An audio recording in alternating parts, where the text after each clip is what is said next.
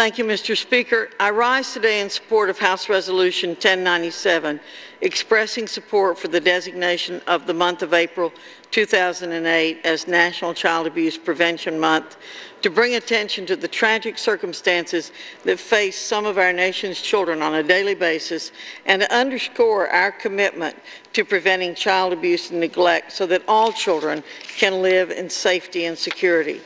Child abuse comes in many forms: physical abuse, neglect, sexual abuse, and emotional abuse. Too often, these forms of abuse are found in combination with one another. Approximately 905,000 children were found to be victims of child abuse or neglect in 2006.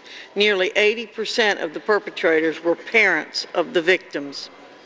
Last year, it was estimated that the total annual cost of child abuse in the United States was nearly $104 billion. This represents more than $33 billion in direct costs of child maltreatment, including judicial, foster care, law enforcement, and health system responses, and $70 billion in indirect costs, including long-term economic effects. Each of us can make a difference in the prevention of child abuse by understanding the causes of child abuse, by learning to identify the warning signs that a child is being abused, by reporting any known or suspected case of child abuse, by being a friend to a child or parent in need, and by alerting others to the problem. I want to thank the folks in Wilkes County who invited me to attend a vigil at our house in Wilkes County, which provides services to abused children there. Every year, the staff and volunteers of our house hold a vigil to raise awareness of this terrible problem in our area of the country.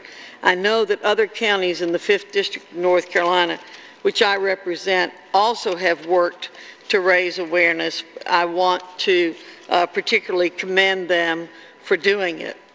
In 1974, the Child Abuse Prevention and Treatment Act was first enacted to create a focal point in the federal government to identify and address issues of child abuse and neglect and to support effective methods of prevention and treatment. Through this act, states receive grants to help with their child protective service functions, improve investigation and prosecution of child maltreatment, and to assist community-based family resource and support services. Today, we recognize that child abuse and neglect are preventable through the efforts of schools, neighbors, families, and the community.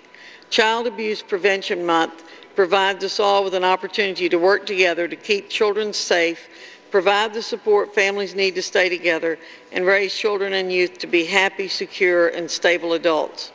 In 1983, April was first proclaimed as National Child Abuse Prevention Month.